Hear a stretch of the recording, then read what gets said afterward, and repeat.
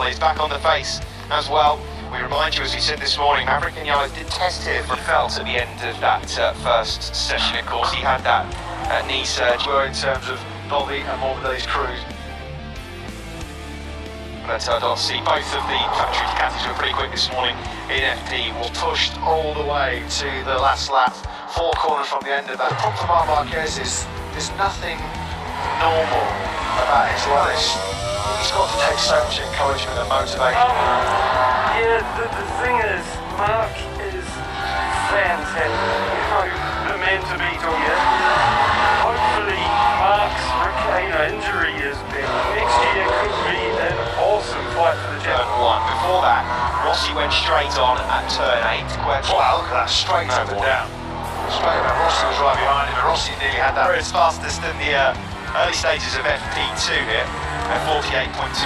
Massimo Marigali is with Simon. He is going out there and stressful times racing. And as you know, the rear helped a lot to stop the bike, and the feeling he had couldn't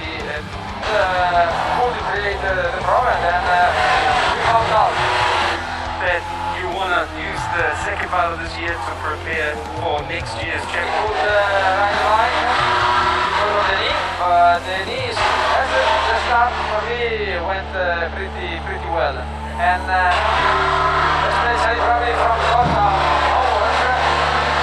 That's the last one of the break. Make sure you tune into that one. That'll be very interesting indeed. So Steve is more than capable, and he proved that year fighting for the World Championship. He was on the inching fight on the inside of Lacey Spargo in the final corner.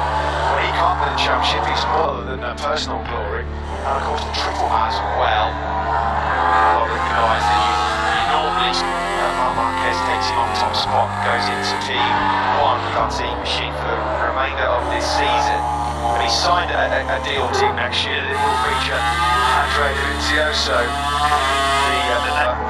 Still a few things quite clear behind us since Andrea Dovizioso himself back in Renault in 2010. At the moment, fastest by a good margin ahead of the rest of the field. Bagnaia.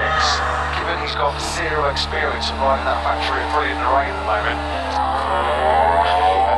Relatively new work with this man always sniffing around the top 3 as well. And Miller gets himself 6-1. O'Brien, the elder of the Espargaro brothers, come. Evan Bradle in the awesome HRC colour scheme, the red-white. 2020 chassis. And so he obviously on MotoGP.com and all of our social media channels to do about where they go. Well, wouldn't it? When you look at the last 2 guys that have stepped in alongside Marquez, Henri deal tucked away in his pocket, so Frankie will just be here. To be honest, there was a lot of top 6s in that sequence. Not at all, he was on course for the top 6, wasn't he? Well, there was a mistake. That right was Ikaleka points in 4 in a row for just the second time in his entire big high side on the exit of turn 1 from Iker Lecuona. Conditioned his race on Sunday. He's hobbling away from that one as well. That's been the issue that Quattraro and Valentino Rossi have talked incessantly. Yeah, and then the pressure to no more planned revisions to the calendar. We are going to have former rider Jack Miller. Those two had such a fantastic. Jorge Martin, of course, let's not forget that he was injured. It's a wet race. Quattraro has just improved. He's gone down to a 44. Near of hopefully, effectively, we're not even thinking about the championship right now, although they would do it. Hello, VR46 Academy star Luca Marini behind him, and Bagnaia does improve. The man about the Yamaha, although Quattraro, to his credit, is making a bit of a fist of it level. The Tech 3 KTM rider. Yeah, well, he almost beat Marc Marquez folded it down. A 4th place for him. Good lap again coming in here from Pecco Bagnaia. And obviously, talking to Simon earlier on, Pecco Bagnaia's had great speed right from the get-go. And it's making the slightly odd tyre choice, which is costing him dearly, but that's on at the moment. And what you think is the best wet tyres out there? Yes, a wet for a certain amount of water.